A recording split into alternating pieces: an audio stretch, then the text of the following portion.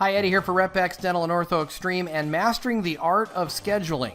This is a precursor going into Thursday's webinar CE training, and I want to talk about some of the myths that keep creeping up over and over again that I scratch my head on, and I think, how is this a stable datum in the industry? Remember, when someone teaches you something that you apply and it works is always a comparative statement. Works as compared to what? As compared to what I was doing before? You can actually reach a scheduling success, a degree of success that can't be trumped by simply adding something else to the repertoire.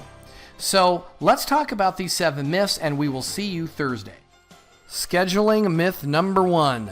I need to get my scheduling call over with within 2 minutes, expedited, and on to my next task. This is a massive false datum. I understand why someone might train you that that's the right approach. I can promise you it's not. And I can also promise you that this Thursday on the webinar, I'm going to give you the right data and you're going to love it. Scheduling myth number 2. I need to follow a script. Sure, scripts help provide focus, just like quick call times. But in reality, on a scale of 1 to 10, you might get to a 3 following a script too closely. And at the same time, if you come too far off of a call plan, the opposite is true. This Thursday, I'm going to squash that. We're going to handle this, and I'm going to give you the correct data on how to look at and address the idea of using scripts and guides. Scheduling myth number 3. As the scheduler, I'm here to answer questions on the phone for new potential patients. This is such a false datum. At the same time, we need to make sure that their questions are answered, and we want to make sure that a new patient is fully informed. It's also your worst enemy. The final valuable product of our job is to make sure that a patient is scheduled, shows up, and is mentally prepared to accept some form of treatment. If we answer everybody's questions and end up with no appointment, no showed appointment, or no accepted treatment, we're really defeating the purpose, aren't we?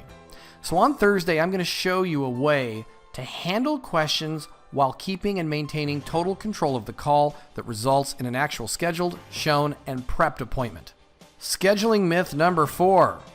To the degree that I maintain a positive attitude on the phone is also to the degree that my scheduling efforts will be met with success. I gotta tell you, on the surface, this seems like complete common sense, and I understand why people would teach it. Reality is, though, that's actually a massive false datum.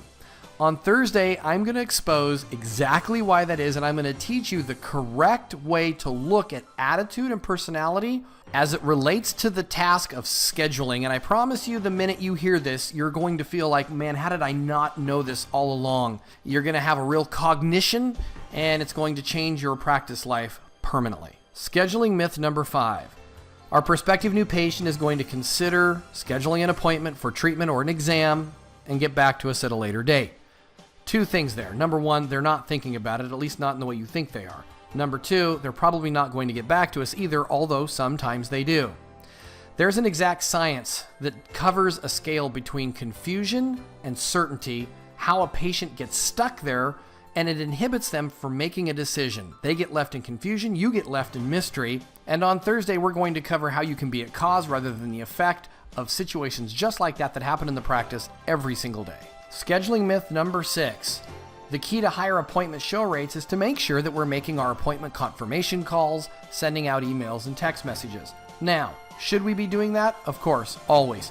Is it the key to show rate? It actually is not. It's actually a big, fat myth. And on Thursday's webinar, I'm definitely going to be sharing with you some very new and invaluable data regarding appointment confirmations, what they mean and what they really don't mean. And then on Thursday, we're going to talk about insurance seekers being flipped to fee-for-service patients. That's actually extremely doable. Heck, I could probably teach your answering machine to do it.